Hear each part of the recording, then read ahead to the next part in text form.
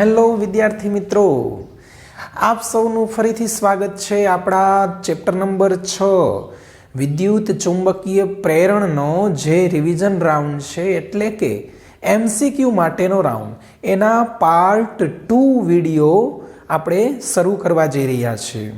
Part 1માં આપણે આ ચેપ્ટરના MCQ માટેના સૂત્ર અને થોડાક એમસીક્યુ, આઈ થિંક 13 એમસીક્યુ જેટલા સોલ્વ કરી નાખ્યા છે. અત્યારે આપણે જે એમસીક્યુ સોલ્વ કરવાના છીએ એ આ 14મા એમસીક્યુથી, એટલે કે કન્ટિન્યુ કરશું આપણે એમસીક્યુને. આજના લેક્ચરમાં આપણે એમસીક્યુ પાછલા વર્ષોમાં જે પીએમટી એક્ઝામમાં કે ગુજકેટ એક્ઝામમાં પૂછાઈ ગયેલા એમસીક્યુ આજના લેક્ચરમાં તમને જોવા મળશે. તો ચાલો શરૂઆત કરીએ એમસીક્યુ નંબર 14થી. પ્રશ્ન આ રીતનો કંઈક છે કે આર અવરોધવાળા પરિપથ સાથે સંકળાયેલ ચુંબકીય ફ્લક્સ ડેલ્ટા ટી સમયમાં ડેલ્ટા ફાઈ જેટલું બદલાય છે, તો પ્રેરિત થતો વિદ્યુતભાર. તો પ્રેરિત વિદ્યુતભારનું એક સરળ સૂત્ર છે આપણું કે પ્રેરિત વિદ્યુતભાર માટેનું સૂત્ર આવું છે કે ડેલ્ટા ક્યુ, આપણા ટેક્સ્ટ બુકમાં જ છે એટલે આપ સૌ જાણતા હશો, delta Q is equal to delta phi upon R. હવે જોઈએ કે ઓપ્શન કયા સ્વરૂપમાં આપ્યા છે, તો ડેલ્ટા ફાઈ અપન આર સીધો આન્સર જ આવેલો છે. ચાલો, આ પ્રશ્ન 2004ની એક્ઝામમાં પૂછાઈ ગયેલો છે ગુજકેટમાં. ત્યાર પછી આકૃતિ એક આપેલી છે, આવી અનિયમિત આકાર ધરાવતી એક આકૃતિ છે. તમને કીધું છે કે આકૃતિમાં દર્શાવેલી બંધ વાહક લૂપ સાથે સંકળાયેલ ચુંબકીય ફ્લક્સમાં ફેરફાર થવાથી એમાં V જેટલું વોલ્ટ જેટલું EMF પ્રેરિત થાય છે. હવે Q જેટલા કુલમ વિદ્યુતભારને આ લૂપમાં એકવાર લઈ જવા માટે, હવે Q જેટલો વિદ્યુતભાર અહીંયા હોય એને તમારે આના સ્થાને લઈ આવવું હોય અહીંયા, એટલે અનંત અંતરે સ્થિતિમાન શું થઈ જાય? 0. અને આનું સ્થિતિમાન તમને V આપ્યું છે તો કરવું પડતું કાર્ય W is equal two Q into delta V હોય. Q ના Q ડેલ્ટા V એટલે V માઇનસ 0, એટલે જવાબ આવે Q ઇન્ટુ V. તો ઓપ્શન આપ્યો છે એ, Q ઇન્ટુ V જેટલું કાર્ય કરવું પડે. 16મો MCQ 2 મિલી હેનરી અને 8 મિલી હેનરી આત્મપ્રેરકત્વ ધરાવતા બે ગૂંચળાઓને એકબીજાની અત્યંત નજીક રાખેલા છે. 16મો MCQ છે. આપણી પાસે L1 આપ્યું છે 2 મિલી હેનરી અને L2 આપ્યું છે 8 મિલી હેનરી. આવા બે ગૂંચળા છે અને એકબીજાની ખૂબ જ નજીક આમ રાખેલા છે. આ L1 છે, આ L2 છે. તમને એમ કીધું છે કે આ ગૂંચળા સાથે સંકળાયેલું બધું જ ફ્લક્સ આમાંથી પસાર થાય છે, એટલે કે ત્યારે K ઇઝ ઇક્વલ ટુ 1 લેવાય, જેને કપલિંગ ફેક્ટર કહેવાય. હવે આવા એમસીક્યુ આપણા ગુજરાત બોર્ડમાં બહુ નથી આવતા, પણ ત્યારે જો અન્યોન્ય પ્રેરકત્વ કહીએ તો એનું એક સૂત્ર છે જે યાદ રાખવું પડશે તમારે, K into M is equal two K under root of L1 into L2. એટલે કે L1 એ L2 આપેલા હોય અને બધું જ ફ્લક્સ આની સાથે સંકળાયેલું, એટલે આદર્શ પરિસ્થિતિ થઈ એટલે એનો કપલિંગ ફેક્ટર 1 કહેવાય. તો 1 અંડર રૂટમાં 2 ગુણ્યા 8 એટલે 16 મિલીનો સ્ક્વેર, 16 એટલે એનું વર્ગમૂળ 4, મિલીનો સ્ક્વેરનું વર્ગમૂળ 4 એટલે 4 મિલી હેનરી. આ તમારો ફાઇનલ આન્સર બને. બહુ જ સહેલો હતો, માત્ર સૂત્ર આધારિત એમસીક્યુ છે. ત્યાર પછી આગળ વધીએ 17મો MCQ.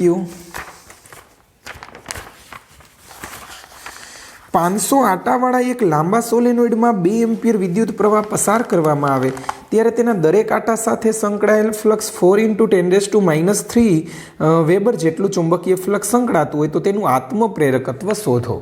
તો આત્મપ્રેરકત્વનું 17મો MCQ, એનું N આપ્યું હોય, તમારી પાસે ફાઈ આપ્યો હોય અને પછી IA આપ્યો છે, તો L આત્મપ્રેરકત્વનું એક જ સૂત્ર બનશે, L is equal to N phi upon I. ગણતરી હું બતાવતો નથી, બરાબર, હું તમને ખાલી કયા પ્રકારના MCQ પાછલા વર્ષોમાં પૂછાણા છે એની આપણે ચર્ચા કરીએ છીએ.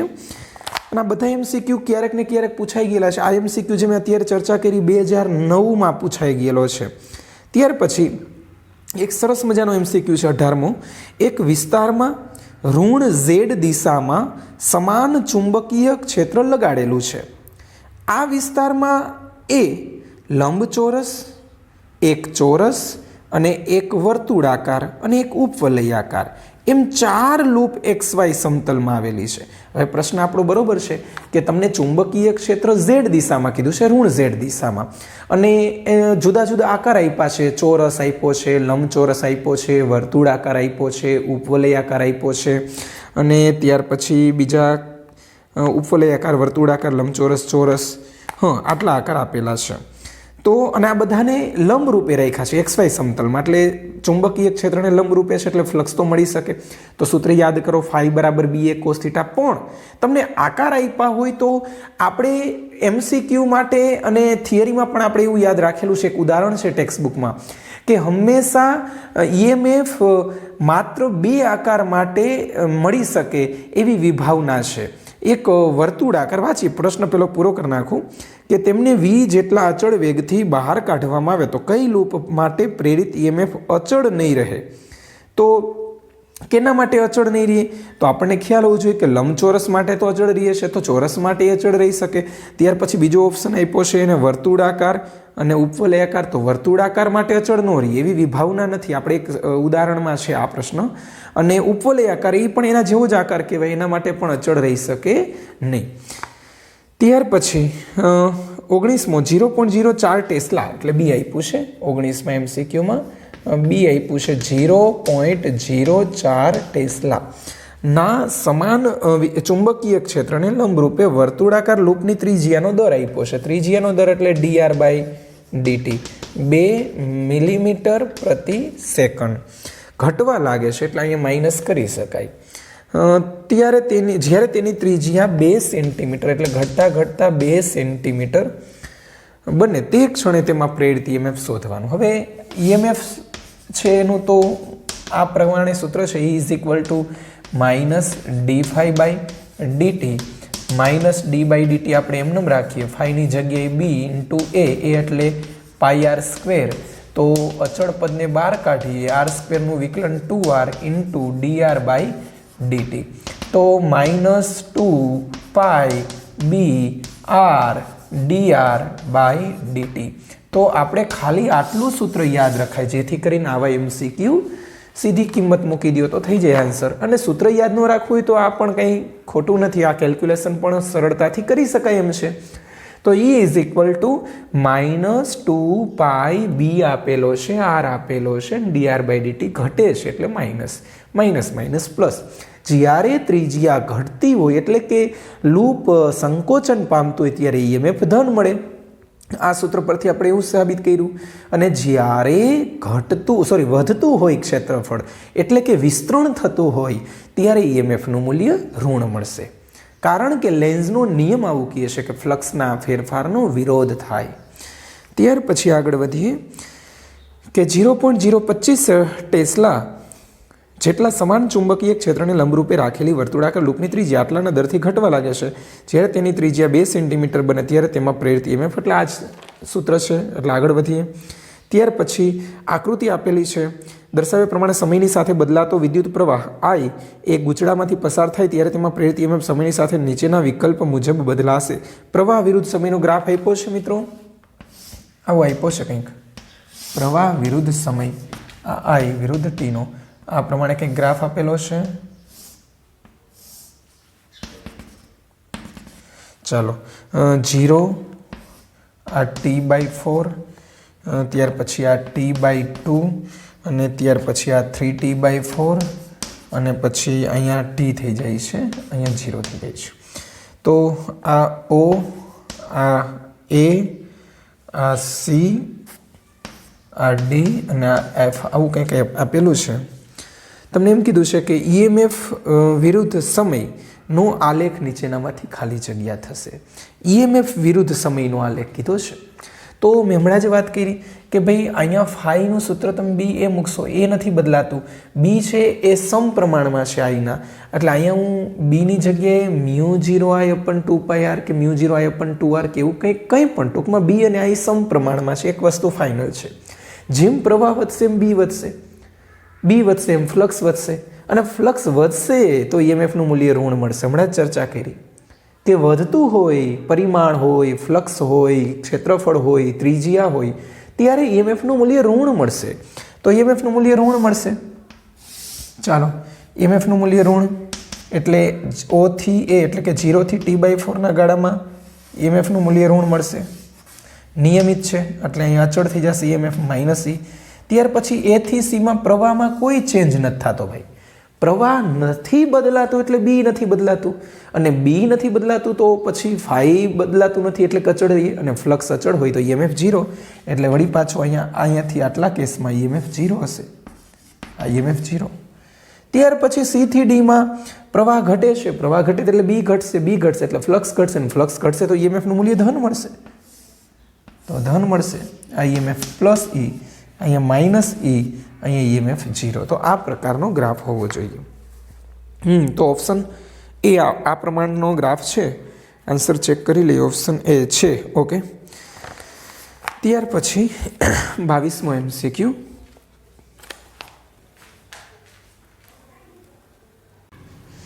હા, 22મો MCQ જે છે આકૃતિ મેં તમને બતાવેલી છે કે એ જેટલી બાજુ ધરાવતી એક ચોરસ લૂપ આપેલી છે જે v જેટલા વેગથી, અચળ વેગથી આ તરફ ગતિ કરે છે જમણી બાજુ, અને એની બાજુમાં એક અનંત લંબાઈનો પ્રવાહધારિત તાર બતાવેલો છે જેમાં I જેટલો પ્રવાહ જાય છે. અને આ જે ત્રુટક રેખા બતાવી અને એના ઉપર મેં આમ જે ડેશ લાઈન બતાવી છે એ આખા લૂપની આ મધ્ય રેખા છે. એનું આ તારથી અંતર x છે. હવે આમ જમણી બાજુ જાય છે એટલે એક્સનું મૂલ્ય વેરી થતું જશે, પણ આ જે નજીકનો છેડો છે, જે પહેલો છેડો આ એક્સ હોય તો આ તો મધ્ય રેખા છે એટલે આ બે સરખા ભાગ પાડશે એટલે આખું એ હોય તો આ a/2, આ a/2, તો આ અંતર થશે x - a/2 આ છેડો, અને બીજો છેડો જે છે એન્ડમાં એ બનશે x + a/2. હવે મિત્રો આ જે અનંત લંબાઈનો પ્રવાહધારિત તાર છે એના કારણે આ લૂપમાં ચુંબકીય ક્ષેત્ર કેટલું મળે પહેલાં એની ગણતરી કરી લે. એટલે બી બરાબર આપણે સૂત્ર મૂકશું કે μ0I/2πr. આવું તમારે ચોથા ચેપ્ટરમાં સૂત્ર આવેલું છે અનંત લંબાઈના તારને લીધે કોઈ બિંદુએ. તો આ પહેલા છેડા માટે શોધ્યું B1, તો અંતર આરની જગ્યાએ x - a/2 સાદરૂપ આપ્યું મેં. 2x - a/2 ને જવા દીધા ઉપર, બે કેન્સલ એટલે સમીકરણ 1 મેળવ્યું. આ જ રીતે હું બીજા છેડા પાસે શોધીશ આના કારણે, તો એ અંતર લેશું આપણે x + a/2 એટલે એમાંય સાદરૂપ આપીને સમીકરણ 2 મળ્યું. હવે તમને એવો પ્રશ્ન પૂછ્યો છે કે આ લૂપ સાથે સંકળાયેલું ઈએમએફ ખાલી જગ્યાના સમપ્રમાણમાં હોય તો ઈએમએફ એટલે તો ફ્લક્સનો ફેરફાર, તો ફ્લક્સમાં ફેરફાર તો થાય જો બીમાં ફેરફાર થાય, તો આપણે બીનો ફેરફાર શોધીએ. એટલે મેં પહેલાં સૂત્ર મૂક્યું ∆ ∅ = b × a, પણ એ નથી બદલાતું, બી બદલાય છે b2 - b1. એટલે સાદરૂપ આપ્યું છે ભાઈ, મેં લસા લીધો 2x - a, આ માઇનસના માઇનસ 2x + a છેદમાં 2નો ગુણાકાર, બાકી બધુંનું સાદરૂપ આપી દીધું, આગળ લઈ લીધું. હવે જોયું કે 2x કેન્સલ થઈ જશે, માઇનસ માઇનસ એટલે -2a થઈ જશે, એટલે આગળ -2a આવશે. એ નથી બદલાતું, 2 નથી બદલાતો, μ0 અચળ છે, I અચળ છે, a અચળ છે, પાઈ ∆t બધું અચળ છે, ∆ ∅ પણ ∆t એટલે E. ધેરફોર આની જગ્યાએ મેં E મૂકી દીધો, અહીંયા છેદમાં વધ્યું 2x + a × 2x - એટલે આના સમપ્રમાણમાં છે કે 1/ આટલાના સમપ્રમાણમાં કહેવાય ઈએમએફ. તો આ હતો MCQ નંબર 22મો. ત્યાર પછી હવે MCQ નંબર 23 જે છે એને આપણે સોલ્વ કરીએ. તો આ તમને સમજાઈ ગયો હશે. આ જ રીતે આપણે બધા MCQ કરતા જશું. સરસ મજાનું આપણે થઈ જશે. ભલે લાઈવ આપણે ક્લાસરૂમમાં નથી બેઠા, પણ એવું અહેસાસ કરશું, એવી મહેનત કરશું કે રિઝલ્ટ 100% સારું આવશે. 28મો, આકૃતિમાં દર્શાવેલી વર્તુળાકાર વાહક લૂપના સમતલમાં એક ઇલેક્ટ્રોન v જેટલા વેગથી ગતિ કરીને ડાબેથી જમણી દિશામાં પસાર થાય ત્યારે વાહક લૂપમાં ખાલી જગ્યા ઓલો ઓપ્શન જે છે ખાલી જગ્યા લૂપમાં ખાલી જગ્યા થશે. એટલે ઓપ્શન આપ્યા છે કે ઇલેક્ટ્રોન લૂપ તરફ અને ત્યારબાદ લૂપથી દૂર જાય ત્યારે પ્રેરિત વિદ્યુત પ્રવાહની દિશા ઉલટાઈ જાય, આકૃતિ તમને બતાવી દઉં કે આ ટાઈપની આકૃતિ આપેલી છે કે આમ વર્તુળાકાર છે અને અહીં આમ ત્રુટક રેખા બતાવી છે. આ ઇલેક્ટ્રોનનો ગતિમાર્ગ છે, કંઈક આ દિશામાં આમ જાય છે v જેટલા વેગથી. અને આ આપેલું છે કે આ a, આ b, આ c અને આ d. આકૃતિમાં દર્શાવેલી વર્તુળાકાર વાહક લૂપના સમતલમાં એક ઇલેક્ટ્રોન v વેગથી ગતિ કરીને ડાબેથી જમણે પસાર થાય ત્યારે વાહક લૂપમાં શું થશે? ચાલો, અહીંયાથી ઇલેક્ટ્રોન આમ જાય છે. ઇલેક્ટ્રોન આમ જાય તો એનો અર્થ એવો થયો પ્રવાહ આમ જાય છે. પ્રવાહ આમ જવો જોઈએ. ઇલેક્ટ્રોનની ગતિની વિરુદ્ધ દિશામાં પ્રવાહનું નિર્માણ થાય. એટલે પ્રવાહ જમણેથી ડાબી તરફ આવતો હશે. પ્રવાહ આમ આવતો હોય તો આમાં પ્રેરિત પ્રવાહ આવી રીતે પસાર થવો જોઈએ. સી બી એ ડી સી બી આવી રીતે. તો આવો ઓપ્શનમાં આન્સર હોવો જોઈએ 28મો જે છે એમાં એ છે કે ઇલેક્ટ્રોન લૂપ તરફ અને ત્યારબાદ લૂપથી દૂર જાય ત્યારે પ્રેરિત વિદ્યુત પ્રવાહની દિશા ઉલટાઈ જાય. હા, એટલે નજીક આવતો હશે અને દૂર જાય પછી તો લેન્ઝના નિયમ મુજબ જ હોય કે પ્રવાહ જે છે એમ જેમ જેમ આ ઇલેક્ટ્રોન નજીક આવશે એમ પ્રવાહના મૂલ્યમાં વધારો થશે. પ્રવાહ વધશે તો એના ફ્લક્સમાં ઘટાડો થાય એવી રીતે અંદર પ્રવાહ પ્રેરિત થશે. અને જો પ્રવાહ ઘટતો હોય તો એના ફ્લક્સમાં વધારો થાય એવી રીતે પ્રવાહ પ્રેરિત થશે. એટલે પ્રેરિત પ્રવાહની દિશા એ લેન્ઝના નિયમ મુજબ હોય. તો ઇલેક્ટ્રોન લૂપ તરફ આવતો હશે અને ત્યાર પછી લૂપથી દૂર જતો હશે ત્યારે બંને વખતે પ્રવાહની દિશા જુદી જુદી હશે. ત્યાર પછી 1000 આંટાઓ ધરાવતા લાંબા સોલેનોઇડમાંથી 4 એમ્પિયર પ્રવાહ પસાર કરતા તેના દરેક આંટા સાથે સંકળાયેલું ફ્લક્સ આપ્યું છે. તો આ સોલેનોઇડનું આત્મપ્રેરકત્વ શોધો. તો એલ તમને સૂત્ર જ આવડે છે એટલે આમાં કંઈ બહુ ચર્ચા, આવા MCQની ચર્ચા નહીં કરીએ, બહુ સહેલા છે. L = N∅/I. ત્યાર પછી એક લાંબા સોલેનોઇડમાં આંટાની સંખ્યા 1000 છે. જ્યારે તેમાંથી 4 એમ્પિયર પ્રવાહ વહેતો હોય અને દરેક આંટા સાથે સંકળાયેલું ફ્લક્સ આટલું હોય તો સોલેનોઇડનું આત્મપ્રેરકત્વ શોધો. તો આ જ ઓપ્શન થાય, આ જ MCQ છે. ત્યાર પછી આગળ વધીએ. 10 સેન્ટીમીટર ત્રિજ્યા 500 આંટા અને 2 ઓહ્મ અવરોધ ધરાવતી એક કોઇલનું તેનું સમતલ પૃથ્વીના ચુંબકીય ક્ષેત્રના સમક્ષિતિજ ઘટકને લંબ રહે તેમ મૂકેલ છે. તેને તેના ઉર્ધ્વ વ્યાસ ફરતે 0.25 સેકન્ડમાં 180 ડિગ્રી ફેરવવામાં આવે. આ કોઇલમાં પ્રેરિત થતું EMF શોધો. તો E = સૂત્ર આપણે લેતા હોય જનરલી -d∅/dt, એટલે કે -ΔΦ/ΔT. માઇનસના માઇનસ ΔΦ એટલે ફ્લક્સ 2 માઇનસ ફ્લક્સ 1 એટલે BA cos θ2 minus BA cos θ1 છેદમાં ΔT. તો તમને આપેલું છે કે ભાઈ n આટા કીધું એટલે -BAN બ્રેકેટમાં cos θ2 માઇનસ cos θ1 છેદમાં ΔT. તો બી આપેલું છે 3 × 10⁻5. ચાલો 3 × 10⁻5 એ એટલે πr². ત્રીજી આપેલી છે n એટલે આટા, 500 આટા આપેલા છે. ΔT એટલે સમયગાળો આપ્યો છે 0.25 સેકન્ડ. cos θ2 એટલે cos 180 માઇનસ cos 0 આવું તમને 2 થીટા આપેલા છે. તો સોલ્વ કરી શકો તમે. ત્યાર પછી 33મો એક એર કોર સોલેનોઇડ સાથે શ્રેણીમાં જોડેલ બલ્બ એક એસી ઉદ્ગમથી પ્રજ્વલિત થાય છે. તમને પરિપથ આપેલો છે કે આવી રીતે કીધું છે કે અહીંયા બલ્બ છે અને એની સાથે અહીંયા કોઇલ છે. કોઇલ એટલે ઇન્ડક્ટર અને અહીંયા એસી સપ્લાય આપેલો છે. જો સોલેનોઇડમાં નરમ લોખંડની કોર દાખલ કરવામાં આવે, આની અંદર નરમ લોખંડની કોર દાખલ કરવામાં આવે, નરમ લોખંડની પરમિબિલિટી વધુ હોય ભાઈ, મ્યુ વધારે હોય એટલે બી વધી જાય, ફ્લક્સ વધી જાય, એલ વધી જાય, એલ વધી જાય એટલે XL નું સૂત્ર છે ω × L. તો આ વધી જાય એલ એટલે XL વધે, XL વધે એટલે પ્રવાહ ઘટે, પ્રવાહ ઘટે એટલે લેમ્પને પણ પ્રવાહ ઓછો મળે. તો બલ્બની તેજસ્વીતા શું થશે? 33મો ઓપ્શન, બલ્બ પ્રજ્વલિત થવાનું બંધ થશે, બલ્બ હવે મંદ થશે. 33મો MCQ, તો બલ્બ થોડોક ડીમ થશે. બરાબર. આમાં જ્યારે નરમ લોખંડનો સળિયો આપણે એક સ્વાધ્યાયમાં એક ઉદાહરણમાં આવેલો છે, ચેપ્ટર નંબર 7માં, કે ભાઈ ઇન્ડક્ટર જે છે એમાં નરમ લોખંડ દાખલ કરવામાં આવે તો તેની સાથે સંકળાયેલું જે ઇન્ડક્ટન્સ છે એનું મૂલ્ય વધી જાય, ઇન્ડક્ટન્સ કે રિએક્ટન્સ વધી જાય એટલે પ્રવાહનું મૂલ્ય ઘટી જાય. પ્રવાહ ઘટી જાય તો શ્રેણીમાં જોડેલો છે બલ્બને, એટલે બલ્બને પ્રવાહ ઓછો મળશે, એટલે થોડોક ડીમ થશે.